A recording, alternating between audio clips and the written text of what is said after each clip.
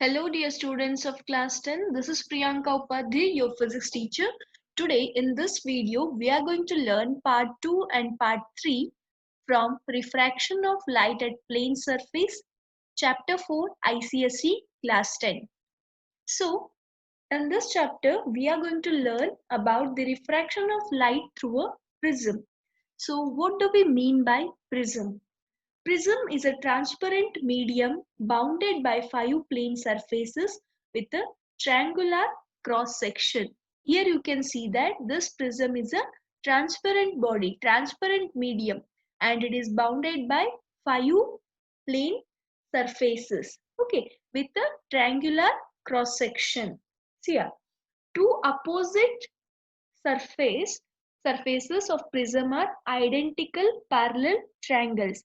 So this ABC and DEF are identical and they are parallel to each other. While other 3 surfaces are rectangular, you can see here the other 3 surfaces are rectangular and they are inclined to each other. So this figure shows prism in which the opposite surface ABC and DEF are triangular and the principal section of the prism is ABC. So this ABC is the principal section of the prism. Okay. So the angle BAC is the angle of prism. Here you can see this angle, just a minute. So this angle BAC is the angle of the prism, which is denoted by the letter A, which is denoted by the letter A. The two rectangular surfaces ABED and ACFD, ABED and ACFD. Okay, two rectangular surfaces are polished with which acts as refracting surfaces. So these two surfaces are polished and they act as a refracting surfaces. The line AD is the refracting edge. So this line AD is the refracting edge. Okay. And the rectangular surface BCFE, that is base of the prism, which is usually made ground or which is usually made rough. Here we can see that, so what happens here, ABC is the principal section of the prism. Okay, so these two rectangular surfaces are refracting surface. The two refracting surface of prism are not parallel to each other. They will not be parallel to each other, but they are inclined on each other, making an angle A called angle of prism, making an angle here A called angle of prism. In ray diagrams, prism is shown only by its principal axis. Now onwards, whenever we speak about prism, only we show the principal axis, that is ABC. Okay, so we'll clear this things. Okay.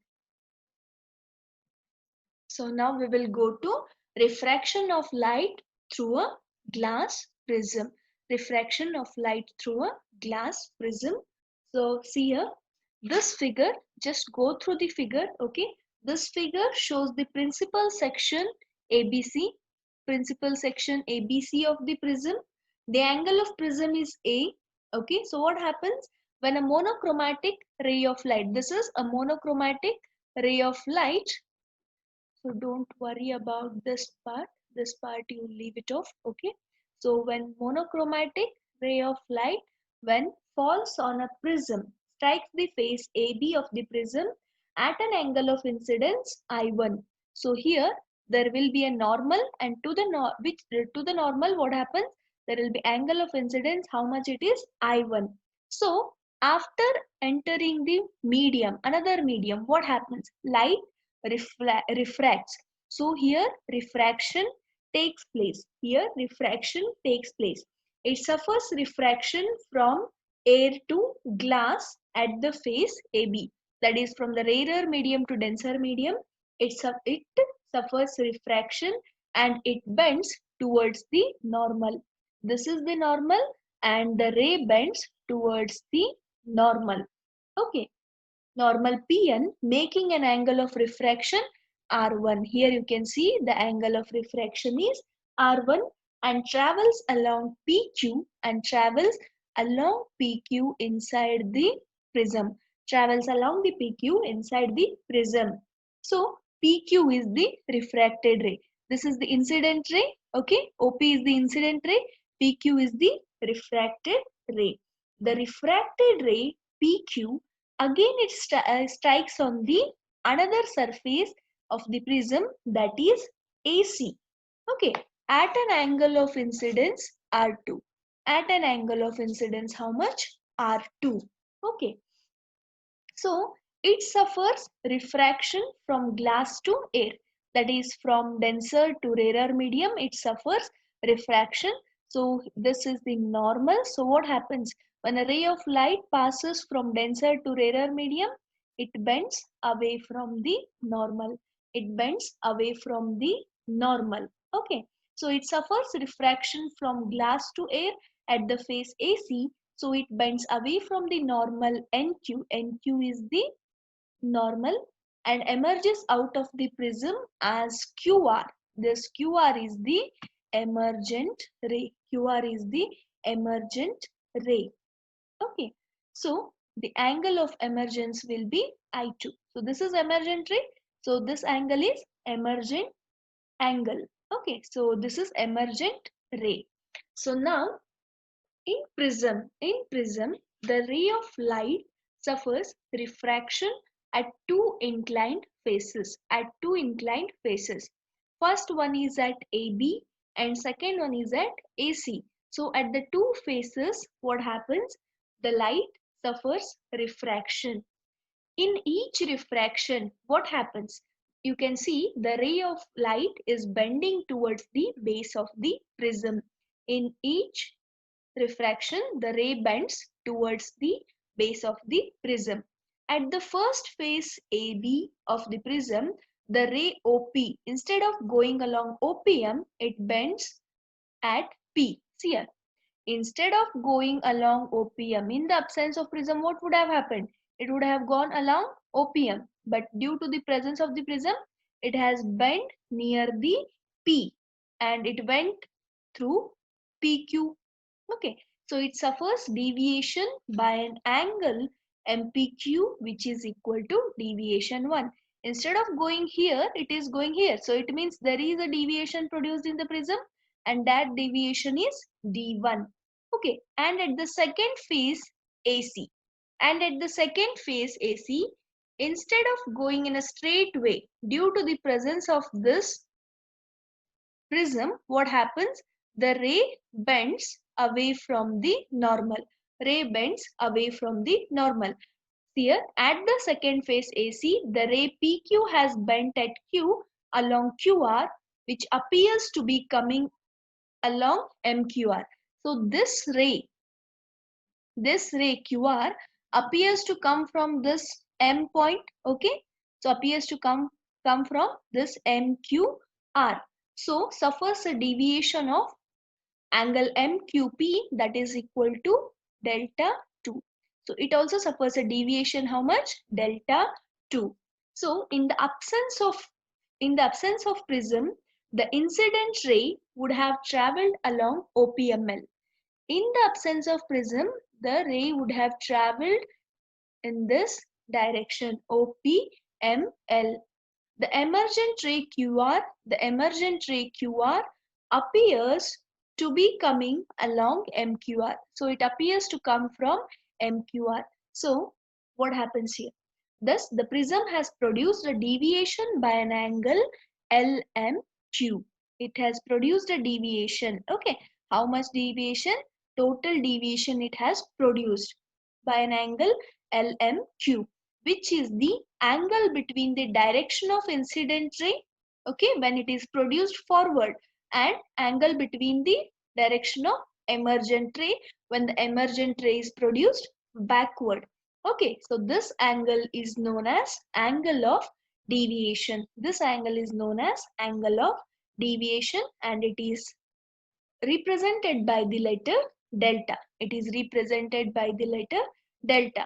So here, see here, this angle of deviation is equal to the deviation produced by the first surface, okay, first face AB and the deviation produced by the second face AC.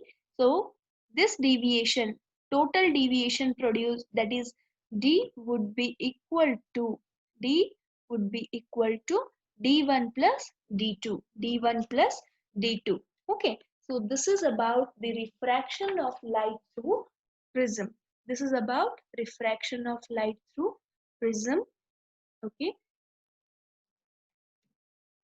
so here you can see a monochromatic ray of light is passing. Okay, so what happens when it strikes the face? Okay, refracting surface. It bends towards the normal. Then again, what happens on the second surface? It bends away from the normal. So in each case, in the absence of this prism, the ray would have went in this direction. Okay, but now there is a presence of prism. That is the reason ray is going in this way. Now here, if we extend this ray, emergent ray back, so this is the deviation produced. This is the deviation produced. So this is the uh, angle of deviation. Okay, so here we finish about the refraction through prism. Okay, students, so now we will study about part C, that is simple applications of refraction of light. Okay, so here, when the object is placed in a denser medium, and it is viewed from a rarer medium, it appears to be at a depth lesser than its real depth. Here, it appears to be at a depth lesser than its real depth. This is because of refraction of light. This happens because of refraction of light. What happens? The object is in denser medium and you are viewing it from the rarer medium. So it appears to be at a depth which is lesser than that of its real depth. So this happens because of the refraction of light. See here, in this figure, you can see here, O is the object. Just a minute. Okay. So O is the object which is placed in the denser medium. Okay, which is placed in the denser medium. A ray of light starting from O falls on the separating surface and passes undeviated because the ray of light is falling normally on the surface PQ, and it passes through O, A dash. Okay, the ray passes undeviated. So now what happens? We will consider another point B which is very near to the A. So here this ray of light is falling on B at a point B. So what happens? When a ray of light passes from denser to rarer medium, it bends away from the normal. It bends away from the normal, it means it suffers refraction. So now if the angle of incidence, here is the normal, bn dash is the normal. So what happens? So here the incident ray makes the angle, that is nothing but angle of incidence, and the ray goes away from the normal. So this is refracted ray. So this is the incident angle. So now here you can see that this ray BC, appears to come from a point I. This ray BC, it is not straight, but just understand this ray BC appears to come from the point I.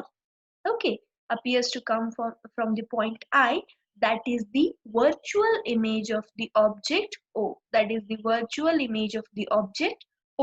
So now here in this figure we can say that, see, there are two parallel lines. Okay, so on parallel line there is a line passing. So these are the alternate angles. So these alternate angles are equal. Here also, if I say Okay, so these are the corresponding angles. R and this R is these are corresponding angles. Okay, so now here in this figure, just a minute, I'll show you. From this figure, see here. For the incident ray OB, the angle of incidence is I. That is angle OB N dash, and the angle of refraction is how much? It is CBN if you go through the figure. Since AO and BN dash are parallel and OB is a transversal line, so what we can write? Angle AOB is equal to angle OBN dash is equal to angle of incidence. Similarly, IA dash and BN are parallel and IC is the transversal line.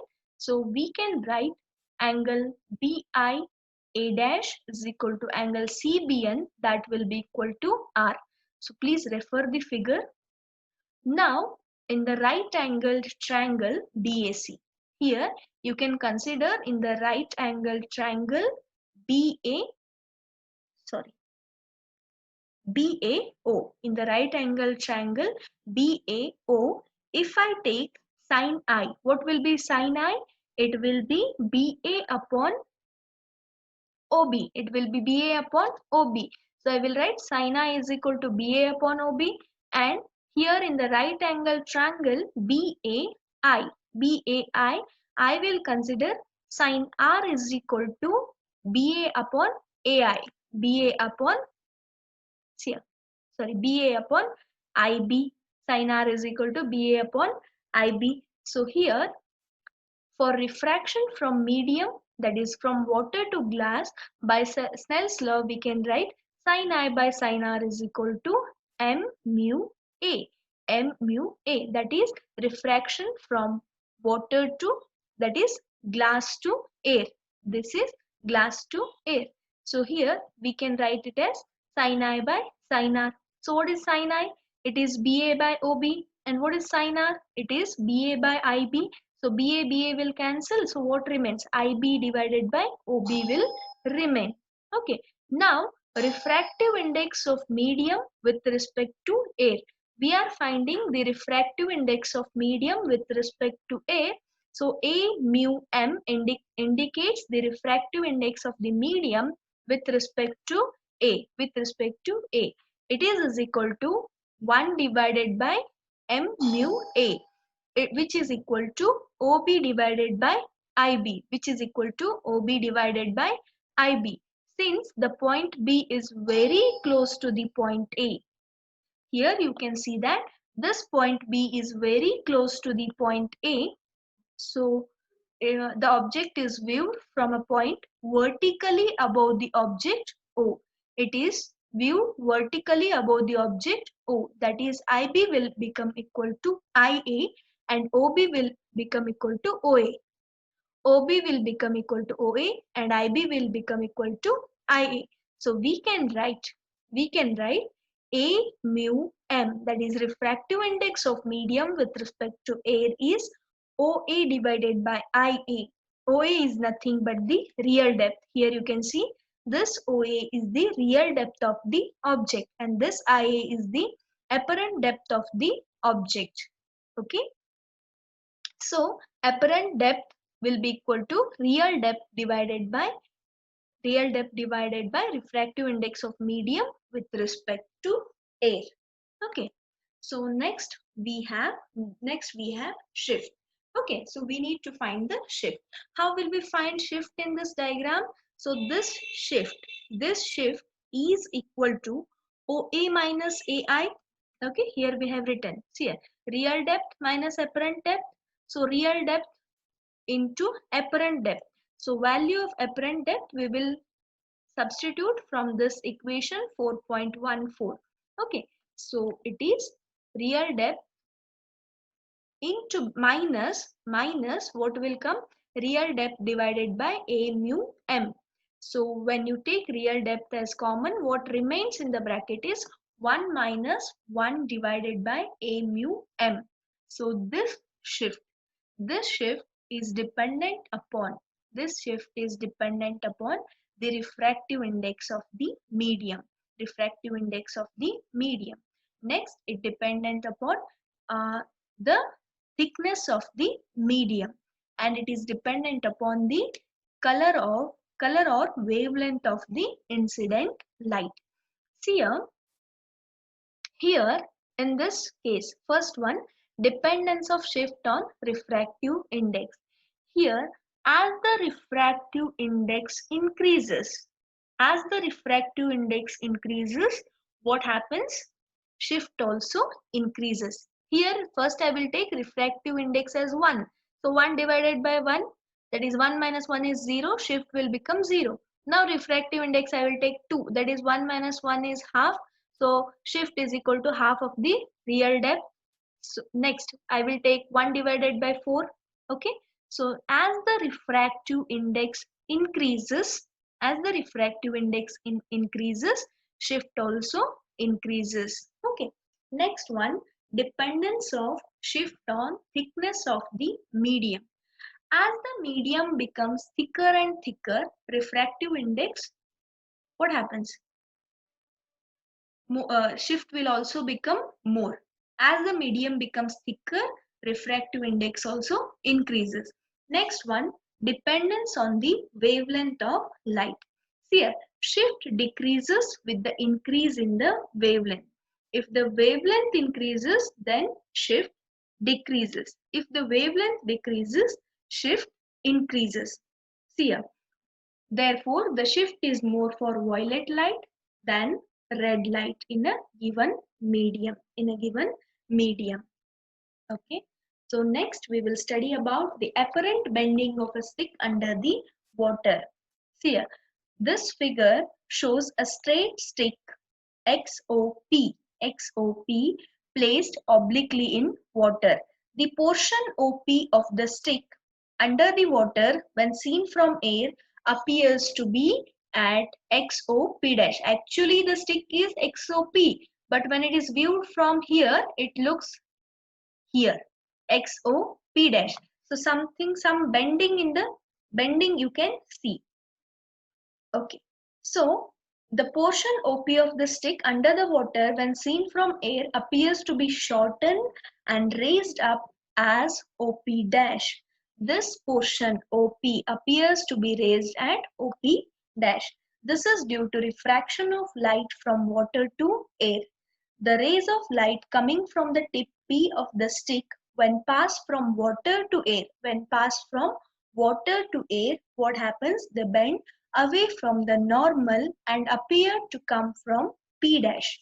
As we have studied real and apparent depth, you can go through this. And this P dash is the virtual image of the point P. This P dash is the virtual image of the point P. This is same for every point of stick. Inside the water. This is same from O to P, from the part O to P. For every part, refraction occurs. Thus, the part PO of the stick appears to be at P dash O. So, this part PO appears to be at P dash O. That is, the immersed part of the stick appears to raise and therefore bent at the point O at the surface of water, and the stick XOP appears to be at XOP dash. See here, the immersed part appears to be raised for some height. So instead of seeing XOP, you will see XOP dash. So from O to P, you will see the virtual image of the stick. So this is about apparent bending of a stick under the water. So now we will go through some consequences of refraction of light. See here, star appears twinkling in the sky due to change in the refractive index of air with respect to temperature. See here, there is atmosphere above the earth's surface. Due to that, what happens? Refraction occurs. So the star appears twinkling in the sky due to the change in the refractive index of atmosphere with respect to space.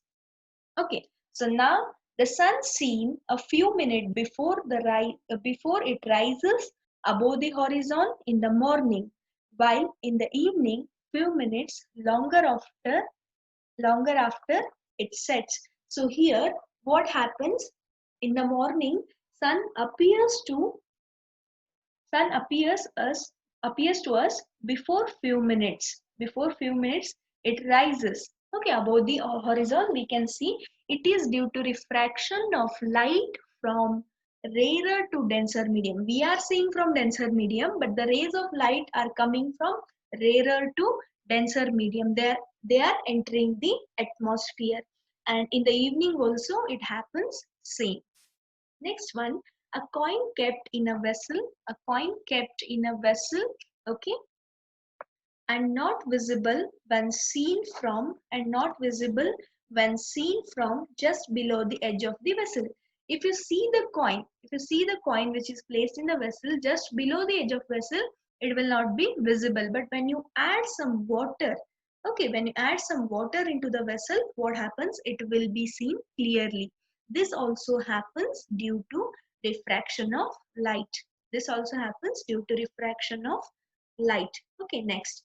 A print appears to be raised when a glass slab is placed over it. If you take a glass slab and if you place over any print or letters, what happens? The letters appears to raise above. That is because of the refraction of light. A piece of paper stuck at the bottom of glass slab appears to be raised when seen from above. It also happens because of the refraction of light. Okay.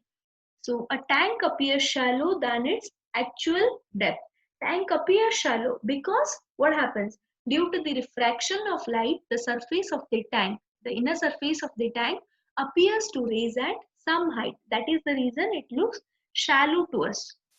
Last one, a person's leg appear to be short while standing in a tank. If you stand in tank or any um, water pond, what happened? Your legs appear to raise to some height. That is because of refraction of light from denser to rarer medium. So here we will finish with part C of chapter 4, refraction of light.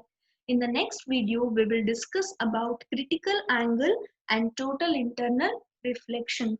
Till then, take care. Bye bye.